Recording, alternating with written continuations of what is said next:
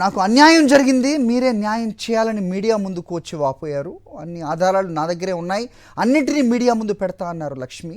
పోలీసులు సహకరించడం లేదు, ఏదైనా ఫేస్ టు ఫేస్ తాడోపేడు తేల్చేసుకుంటా అన్నారు. కట్ చేస్తే వాయిస్ మారింది, వాయిస్లో బేసు మారింది. ఇక ఏదైనా న్యాయ పోరాటం ద్వారానే సెటిల్ చేసుకుంటా అంటూ ప్లేట్ ఫిరాయించారు. ఇది తిరుపతి జనసేన పార్టీ ఇన్ఛార్జ్ కిరణ్ రాయల్ బాధితురాలి వ్యవహారం.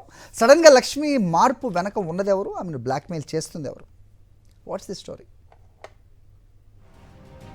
తిరుపతి జనసేన పార్టీ ఇన్ఛార్జ్ కిరణ్ రాయల్ తనను మోసం చేశాడంటూ ప్రెస్ మీట్ పెట్టి అందుకు సంబంధించిన కొన్ని ఫోటోలు, వీడియోలను సైతం రిలీజ్ చేశారు లక్ష్మి. పోలీసులు సైతం తనకు న్యాయం చేయటం లేదని ఆరోపణలు గుప్పించారు. కానీ సడన్ గా లక్ష్మిలో మార్పు వచ్చింది. న్యాయ పోరాటం ద్వారానే సెటిల్ చేసుకుంటారని, ఇకపై ఎటువంటి వివాదంలోకి రావాలని అనుకోవడం లేదని అంటున్నారు. ఈ సడన్ మార్పుకు కారణం ఏంటా అని అందరూ చర్చించుకుంటున్నారు. కిరణ్ రాయల్ బ్లాక్మెయిల్ కు పాల్పడ్డా, లక్ష్మికి అండగా ఇద్దరు కుమారులను బెదిరించడంతోనే వెనక్కి తగ్గిందా అన్న వాదనలు తెరపైకి వచ్చాయి.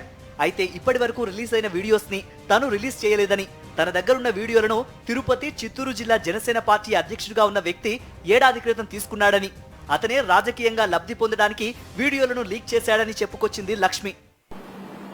నా దగ్గర నుంచి నేను హాస్పిటల్లో ఉండంగా నేను రిలీజ్ చేసింది ఒక సూసైడ్ వీడియో మాత్రమే. ఆ తర్వాత ఏవైతే వచ్చాయో అవన్నీ కూడా నా దగ్గర నుంచి 1 year బ్యాకే.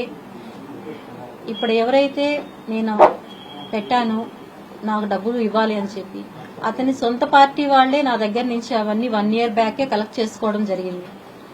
నేను హాస్పిటల్లో ఉన్న టైంలో వాళ్ళు ఎవరికి ఇచ్చారో, ఎవరి ద్వారా వెళ్లాయో అవన్నీ రిలీజ్ చేశారు. వాటిపైన నేను ఆల్రెడీ కూడా కేసు పెట్టాను. అవి ఎవరైతే రిలీజ్ చేశారో వాళ్ళపైన యాక్షన్ తీసుకోమని చెప్పి.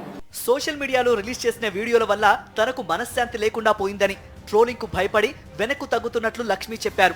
కిరణ్ రాయల్ తనతో ఉన్న వీడియోలను అడ్డం పెట్టుకుని జనసేన నేతలే లబ్ధి పొందారని, ప్రతిపక్ష నేతలకు ఎటువంటి సంబంధం లేదని స్పష్టం చేశారు లక్ష్మి.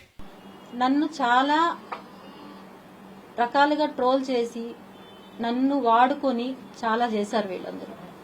నా కుటుంబ పరిస్థితులు కారణంగా నేను ఇంకా ఎక్కడ ఫోకస్ కాదలుచుకోలేదు. నా ఆరోగ్యము బాగాలేదు. సో ఇక్కడతో నేను అవన్నీ స్టాప్ చేయాలని డెసిషన్ తీసుకున్నాను. నేను స్ట్రాటజీ ఏం లేదు. నేనున్న పరిస్థితుల్లో నా పిల్లలు ఇంకా ఏ స్టెప్ తీసుకునేదానికి వాళ్ళు ఒప్పుకోవడం లేదు. ఇప్పటికే చాలా డ్యామేజ్ అనేది నాకు జరిగింది. నాకు ఏది కావాలో నాకు సిఐ సార్ ప్రామిస్ చేశారు, నేను అన్ని నీకు చేపిస్తానమ్మా అని చెప్పి. ఇంకొకసారి చెప్పారు, ఆల్రెడీ కోర్టుకు వెళ్ళింది. సో అక్కడ నేను తేల్చుకుంటాను. నిన్న మొన్నటి వరకు పోలీసుల తీరు సరిగ్గా లేదని, తనకు న్యాయం జరగటం లేదని చెప్పిన లక్ష్మి ఇప్పుడు అకస్మాత్తుగా పోలీసులు అండగా ఉన్నారని చెప్పటం వెనక ఉన్న రహస్యం ఏంటి అనే ప్రశ్నలు వస్తున్నాయి. సిఐ ఇచ్చిన భరోసాతో న్యాయ పోరాటానికి దిగినట్లు లక్ష్మి చెబుతున్నారు.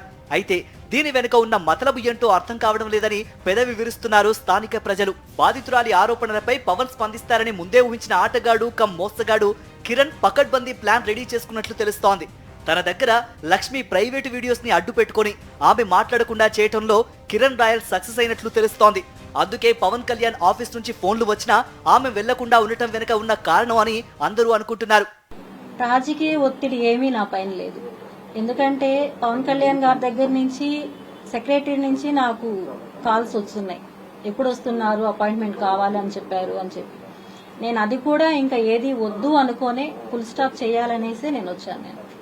కిరణ్ రాయల్ చేసిన చీకటి వ్యవహారాలకు సంబంధించిన అన్నింటినీ ఆధారాలతో సహా మీడియా ముందుకు వస్తానని ధైర్యంగా చెప్పిన లక్ష్మి సడన్ గా యూటర్న్ తీసుకుని ఆధారాలన్నీ జనసేన ముఖ్య నేతలే తీసుకుని వెళ్లిపోయారని ప్లేట్ ఫిరాయించడం కాస్త ఆశ్చర్యంగానే ఉంది. తన వివాదానికి రాజకీయ రంగు పులమకండి అంటూ చెబుతూనే జనసేన నేతలు తనను వాడుకొని మోసం చేశారని చెప్పటం వెనుక ఉన్న రహస్యం లక్ష్మికే ఎరుక అంటున్నారు స్థానికులు.